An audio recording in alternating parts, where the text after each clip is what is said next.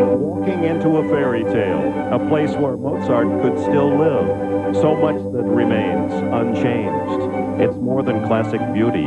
It's a spirit that's magical.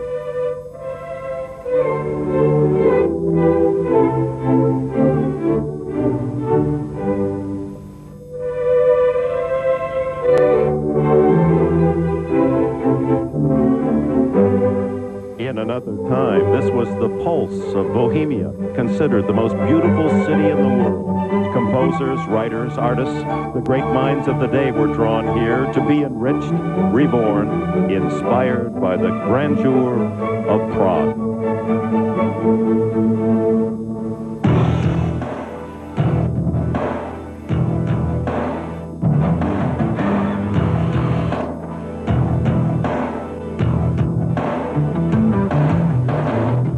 Now on this classic canvas appear the greatest figure skaters in the world.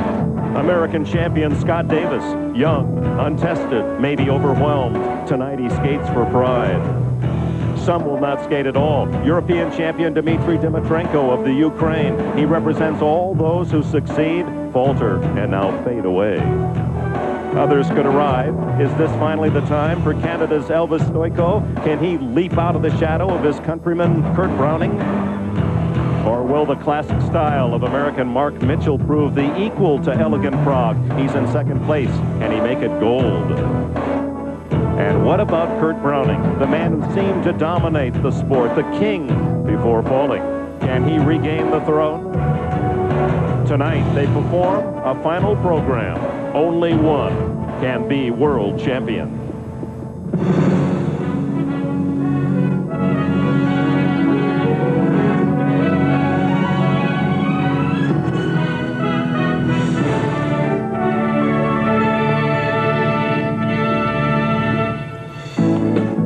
The historic city of fine art and stunning architecture.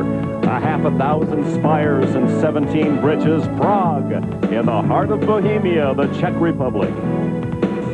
The Sportovni Hala, this expansive sheet of ice, the arena for the 1993 World Figure Skating Championships. This is Dick Enberg with Sandra Bezic.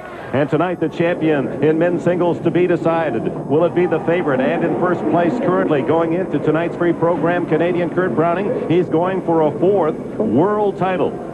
The man who arrived in Prague as the most serious challenge to Browning faltered in the technical program, Canadian Elvis Stojko. He's a dynamic free skater, figures to move up from 5th place.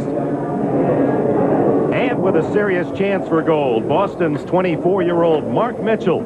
If he's in rhythm tonight, it could be a first world medal and would send 3 U.S. skaters to the Olympic Games in Lillehammer next year. But first, the 1993 U.S. champion is on the ice, Scott Davis. Davis from Great Falls, Montana. A nervous fall in the technical program last night sent him down to 7th place. So he's now a long shot to the podium.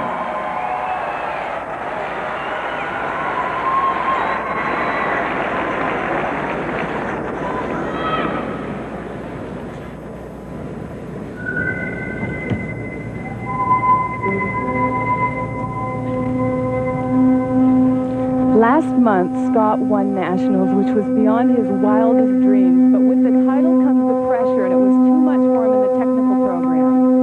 He fell on the same jump that he's doing right now, the triple axel.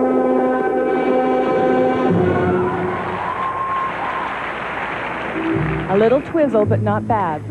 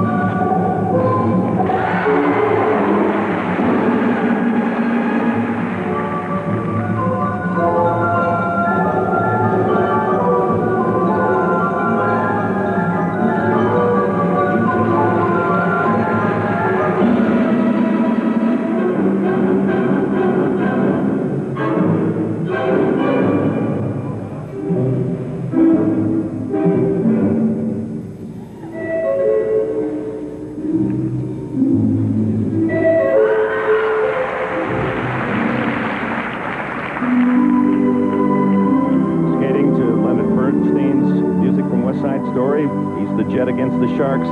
Just 21 a couple of weeks ago, a son of a high school football coach growing up in Great Falls, Montana.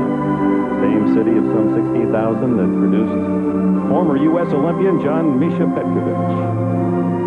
And he's a cool Jet. He's so much more relaxed than last night.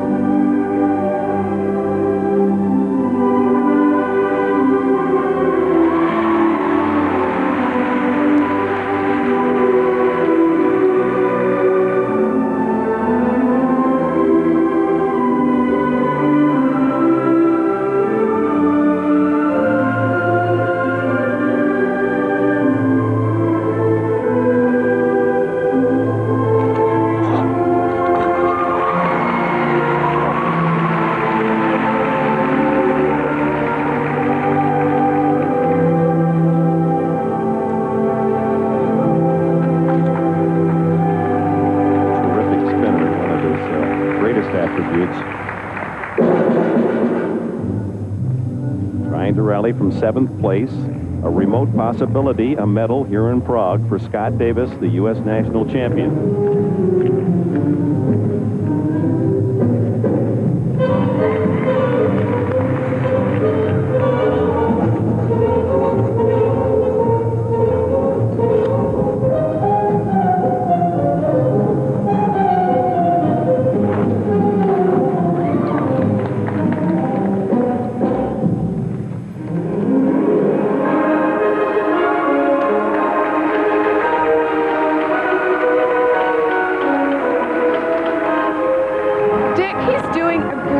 You've got to remember, this is his first year. He's only 21. He's a fighter. You can see it in his eyes. He's personable. This guy's got a future.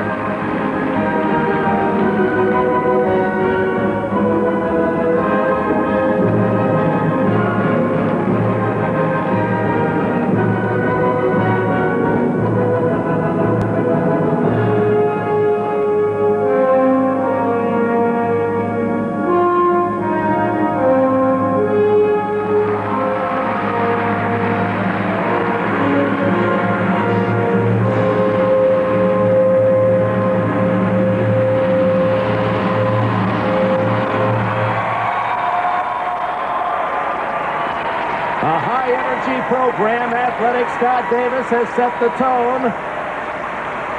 The men skate for world gold. The rest of the top contenders coming up.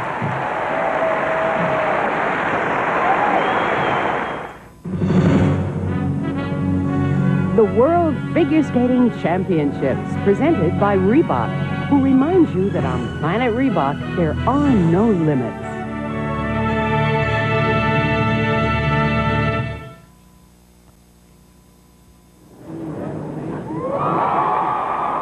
Back at the Sportovni Hala in Prague, the 1993 World Men's title to be decided this evening. The final flight is warming up. Scott Davis, his marks range from 5'4" to 5'7". Probably not good enough to medal, but this first World Championship, a platform for what should be an outstanding future for that young man. Out on the ice, there's Mark Mitchell, his favorite all-black outfit, warming up. He's overcome some tough times. Remember, denied the Olympics last year, though he qualified, finishing 3rd in the U.S. Nationals. And Elvis Stoyko, the Canadian, trains in Barrie, Ontario. His program is packed with triples. Watch out, this young man skates with terrier tenacity. And the Canadian national hero, Kurt Browning, he's dressed for this high occasion. After 3 straight world titles, he finished 2nd to Victor Petrenko last year. Son of a mountain man, his dad, an outdoor guide, made history in this event 5 years ago, hitting the first quadruple jump.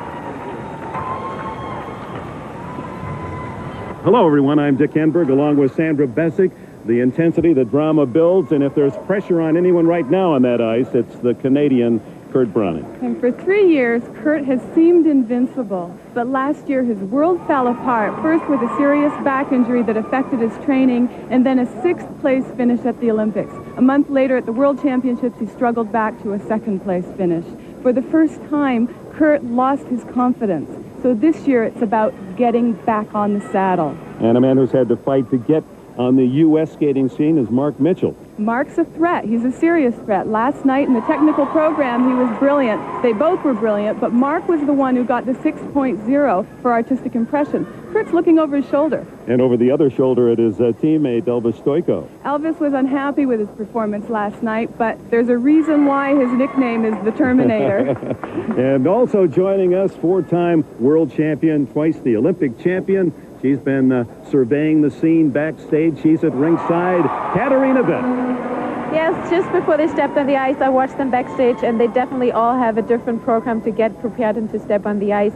While Mark was hiding and I couldn't find him, Elvis got ready pretty fast. Kurt was sitting there, keep lacing up and down his skates, once even holding one of his skates in his hand, and it seemed like he was praying to it and then asking his skate to help him. This is actually what I used to do. And I talked to him and I said, you know, you really look relaxed today and you look like you're going to enjoy. He said, guess what? I'm really nervous. Thank you, Katarina. There's Kurt Browning just moments ago. Kurt's the kind of performer who's always affected by what goes on around him, and it takes a real conscious effort for him to keep his concentration. In modern skating history, only 3 men, all 3 Americans, have won as many as 4 world titles. Button, Jenkins, Hamilton, Kurt Browning trying to join that elite group tonight. And now to skate from St. Petersburg, the youngest in the final group, 19-year-old Alexei Romanov, 8th in the last 2 world championships. An opportunity to take a giant stride forward tonight. He is currently in 3rd place. Here's his chance at a first world medal.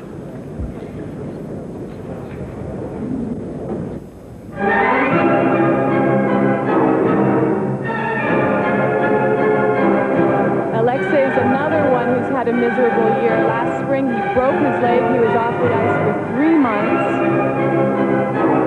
But boy, can he jump. He opens with the triple axel.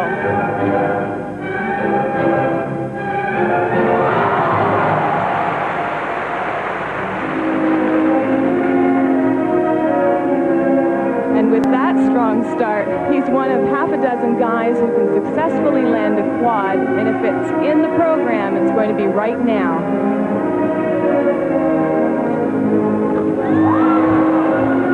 He went for it. He sure did.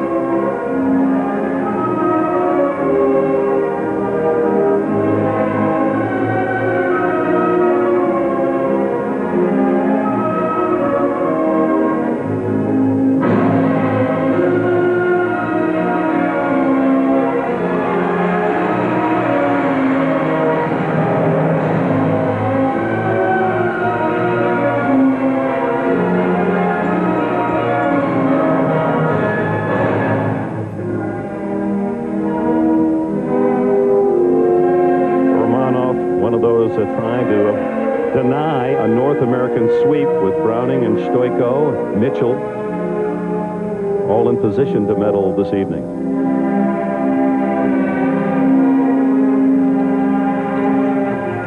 He's the tallest of the final contenders, almost 6 feet. And what a different guy from Europeans a month ago, where he wasn't able to land a thing. Coming up, the triple Lutz.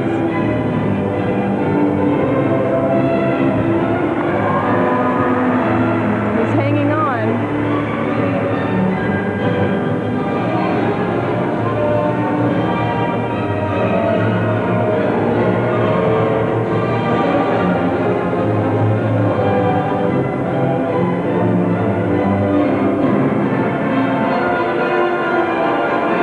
What will be the critical jump for all these guys is the second triple axel in the program, usually at the 3-minute mark.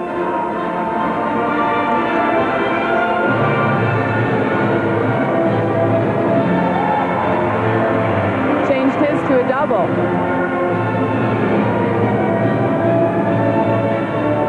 That may affect him more than the fall in the quad.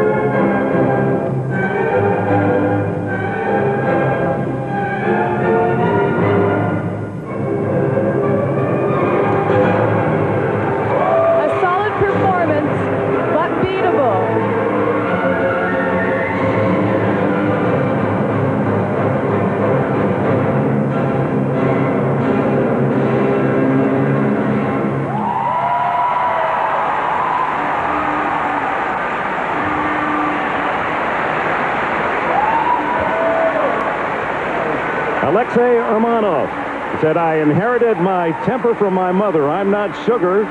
He acted as though he felt it was a pretty sweet performance in Prague tonight. What a gutsy attempt on the quad. And I still can't believe it every time I see one.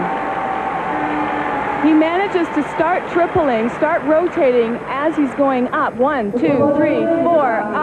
Just an inch higher and he would have had it.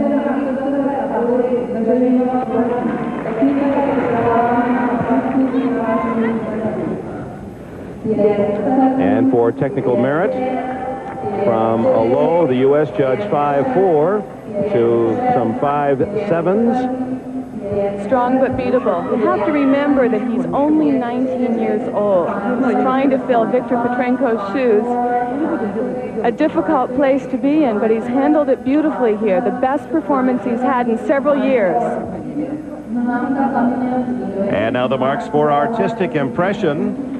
Oh, look at the far right. The Russian judge, a high of 5'9". The U.S. judge leaving room for Mark Mitchell, who will skate later, a 5'4" low. Nevertheless, Urmanov in position for a medal, and Kurt Browning, boots on, boots off. The next time we see him on this Prague ice, they'll be laced on for real.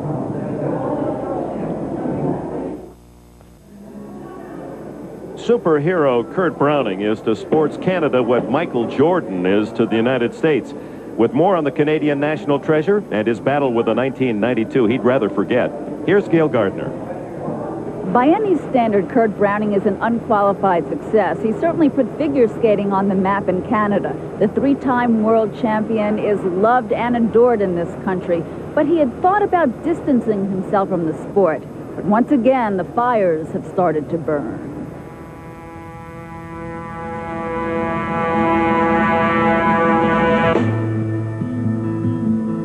You talk about voices maybe saying Browning should have gone pro. Maybe you shouldn't take someone else's place on the world team. But they're not the voices that are going to help me when I'm at center ice waiting for the music to start.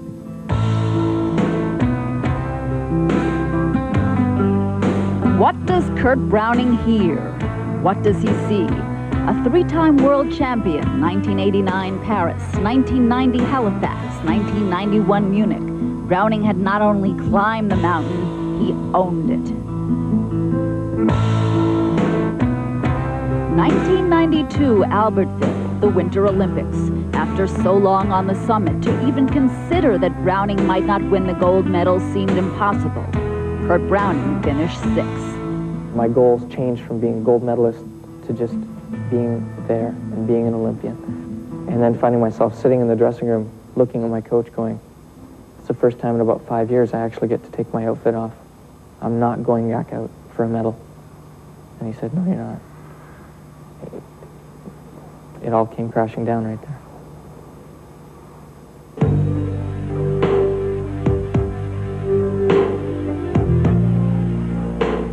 What happens when you tumble from the top? When you find out you are not invincible? It kept Kurt Browning away from the ice for 3 months.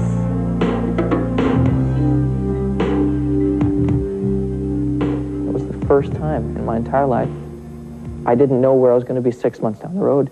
I didn't know what my expectations were 2 years from now. I really actually had to make a decision for myself for a change. And it was a tough one.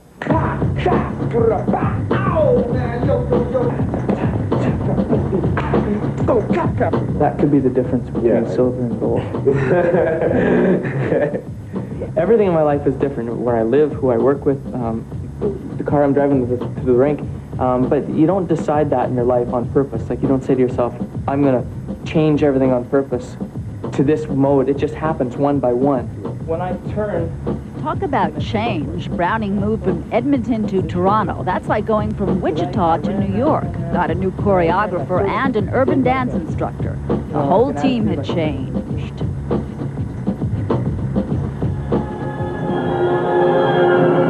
And it began at the top with a new coach, Louis Stamm. That's great. Great. I don't want people to misunderstand that by changing everything, something was wrong. The injury is what caused the bad season and everything, and there's no fighting between my coach and I or anything like that. But it was time. I mean, you know, I'm getting older, 11 years in the same locker, same combination. I was due. I just needed a change. So now everything seems well with Browning. He remains an amateur seeking a 4th world title and another shot at Olympic gold. But he no longer owns the mountain. Now he climbs side by side with other skaters, younger talent, like Canadian teammate Elvis Stoiko. In the skating world, he's simply known as the Terminator.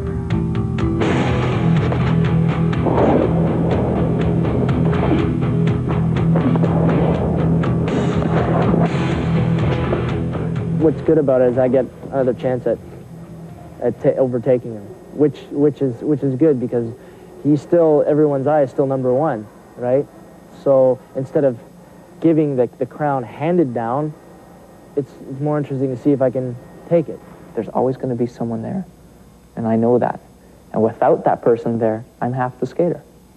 Without Elvis pushing me, who has to do triple combinations? Who has to really try and sell Casablanca to the audience, to the judges? Who cares? Just go out and skate, get the medal, go home.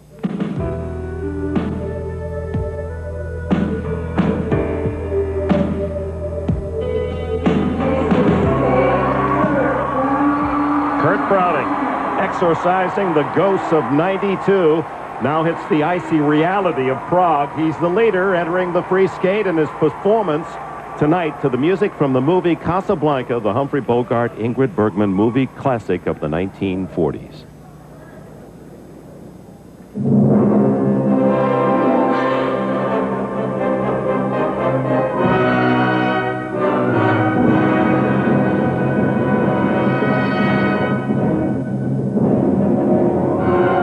And he opens with a triple combination.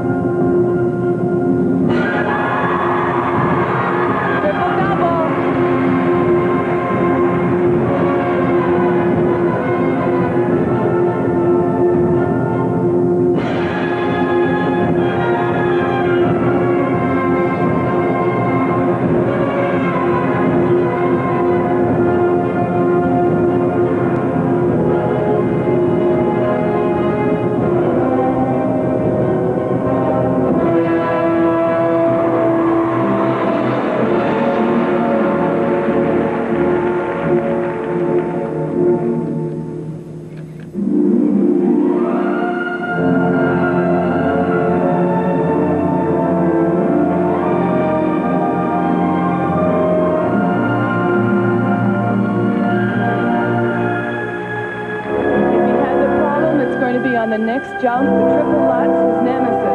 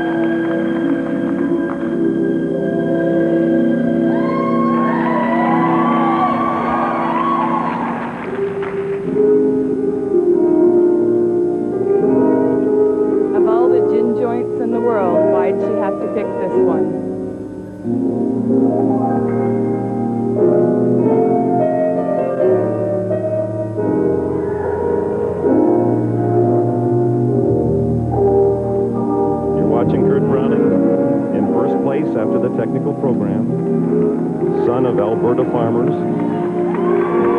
little town Caroline. Nearest family was 5 miles away. Doing a Bogart in Prague the Czech Republic for a gold medal.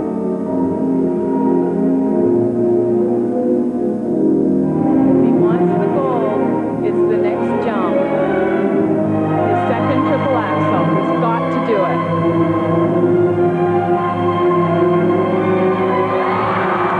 Magnificent.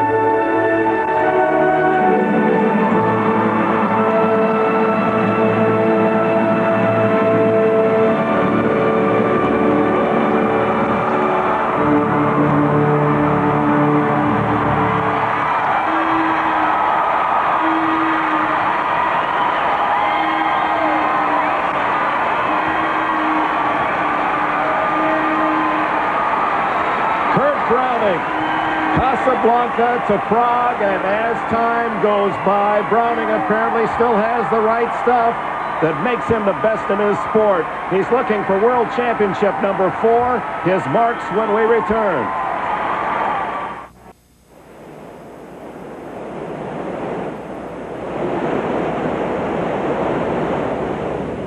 Welcome back. Kurt Browning now looking at the scoreboard and the marks for technical merit. From 5.7 to 5.8, good marks, but not brilliant. It'll be interesting to see artistic impression with his... The marks aren't brilliant because he actually only landed 5 triples due to not doing any of the triple-triple combinations. Only 5 were landed. The artistic mark will go up. Oh, wow! A 6.0. That's for the performance, and that performance took maturity.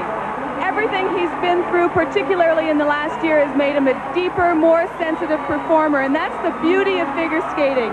It allows you to grow, not only as an athlete, but also as an artist. And now Elvis Stoico, 20 years old, from Richmond Hill, Ontario, near Toronto. Canada's number 2 the past 4 years, a bronze medalist at last year's Worlds, a black belt in karate, as you've seen, was barely edged by Kurt Browning in this year's Canadian Championships in Hamilton. He's 5th after a troubled technical program here in Prague, but the ability, a very strong free skater, to move into medal position.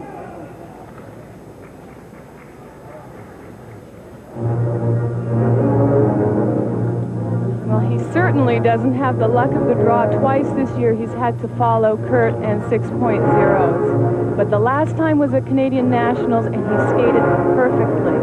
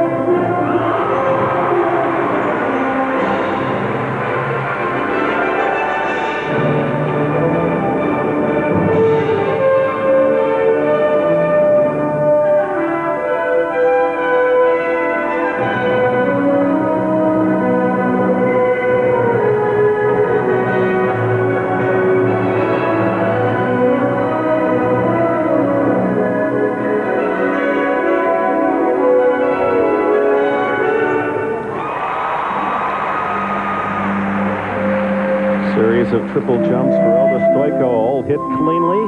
Midpoint of his program, trying to rally from 5th. Halfway through his program, he's already done as many triples as Kurt.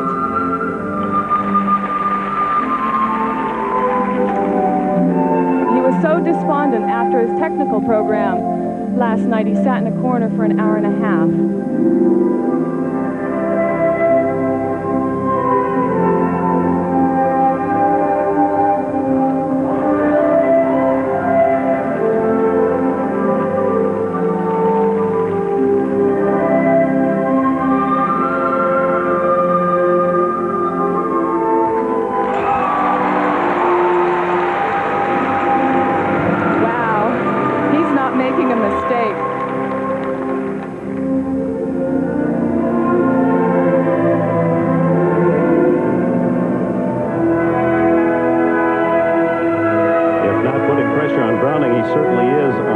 In front of him, including Mark Mitchell of the United States.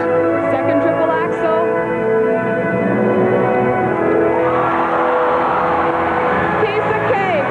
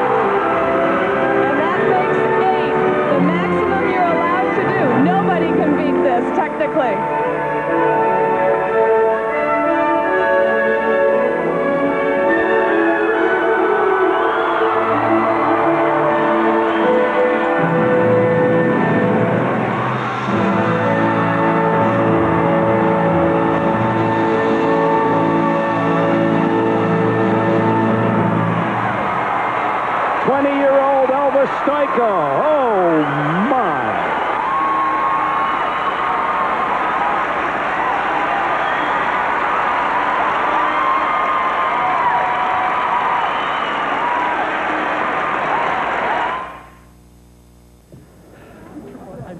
Back in Prague, Elvis Stoico's marks for a sensational technical effort. They're 5.8s, 5.9s. No way. These should be at least 5.9 6s. There should be 6s up there. He couldn't have done any more jumps, and that should have been rewarded. Granted, the artistic mark will come down, and that's fair, but these should be rewarded.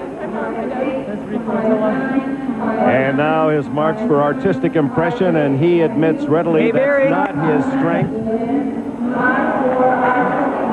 Oh, my, only a 5.4 from the Norwegian judge.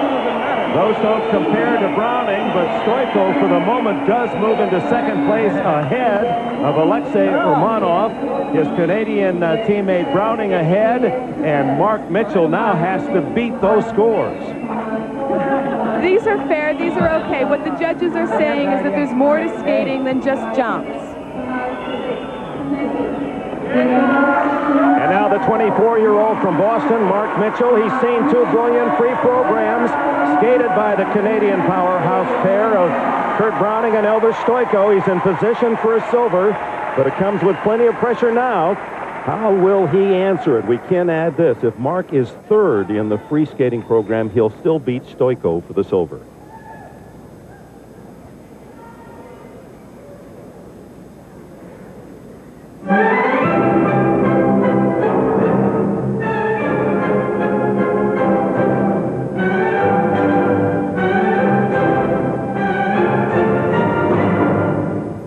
Mark is known for his elegance and consistency, but not necessarily a killer instinct. He's going to have one tonight.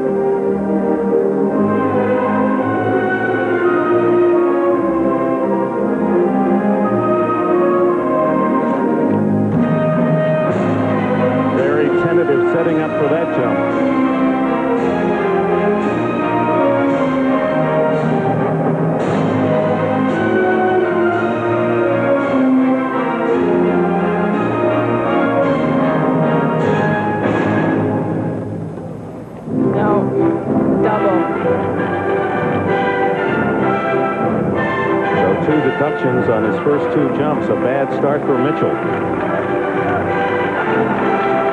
The audience is cheering him on.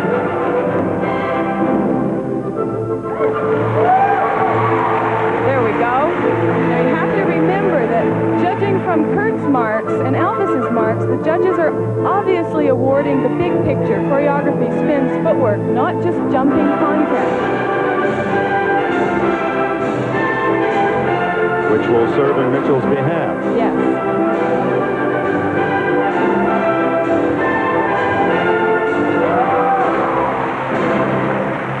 And he's skating for more than himself. He needs to medal here in Prague in order to give the United States 3 spots in the Olympics in Lillehammer next year. You can be sure Brian Boitano is sitting at home watching this. And cheering for Mitchell. Yes.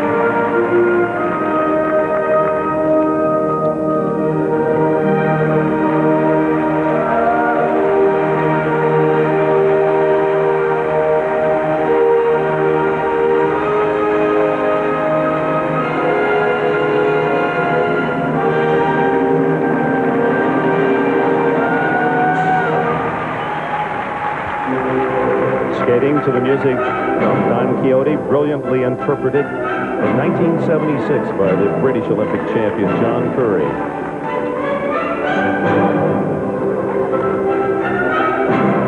For inspiration, Mark studies old footage of past champions.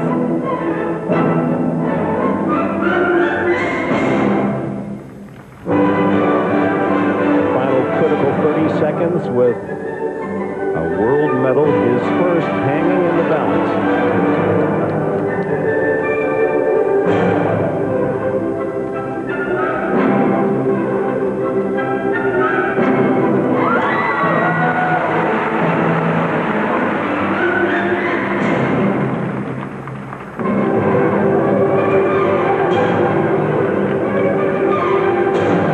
The guy who's trying to beat Romanov also skated to Don Quixote. Will it be the choreography or the jumps?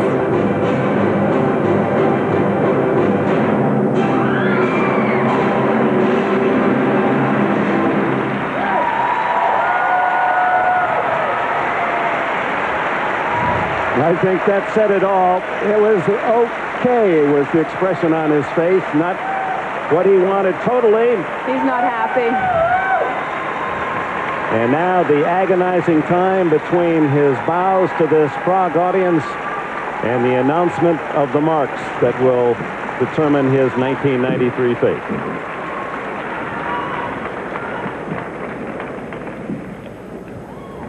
He's such an elegant skater, but he's got to jump higher. Triple axel, just not enough height, no stretch on the landing, and that's what set the tone for the program.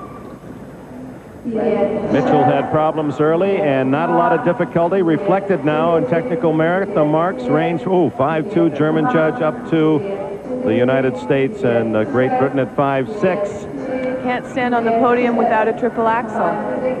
And now he has to hope for very generous artistic marks if he's going to get to the podium and a medal here at these World Championships. His performance was tentative as well, so I'm not sure. And here they are.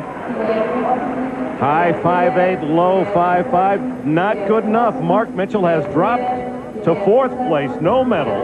And what that means, no third U.S. man to qualify for the '94 Olympics. Only 2 Americans will skate in Lillehammer.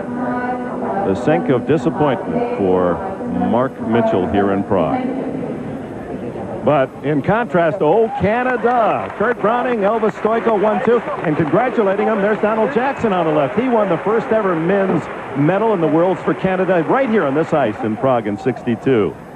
And here are the standings. Browning, Stojko, first time ever. Canada 1-2 in the Worlds. Ermanov takes the bronze. Mitchell 4th.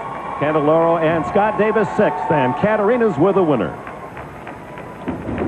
After this tough year last season, you struggled for a couple months thinking, should I turn pro? Should I stay as an amateur? Do you think, was it worth it? Oh, yeah. I'm so glad I came back. I mean, all I wanted was really to be like Brian Boitano and Brian Orser and improve in my skating. And after coming 6th at the Olympics and being injured, I knew there was no more guarantees. So what I did, I took the risk and it paid off. And now I'm going to walk out there and just smile my face off. Did you feel you had to prove something more to yourself than to the world? I had to, because if I tried to prove it to the world, then my skating wouldn't be mine anymore. And then what I did would be fake. So I had to do it for me. And if I wasn't doing it for me, then I shouldn't be doing it. So it worked. That's why it was fun, and I believed in it. And yeah, and the it seems like you in really enjoyed the program. You know, in the middle, you really enjoyed it, and you played with the crowd, and I just loved it. Thank you. Meanwhile, backstage, Mark Mitchell's coach, Ronna Gladstone, high hopes being wiped away. Not an easy time for that tandem. Stay with us. We'll return to Prague in a moment.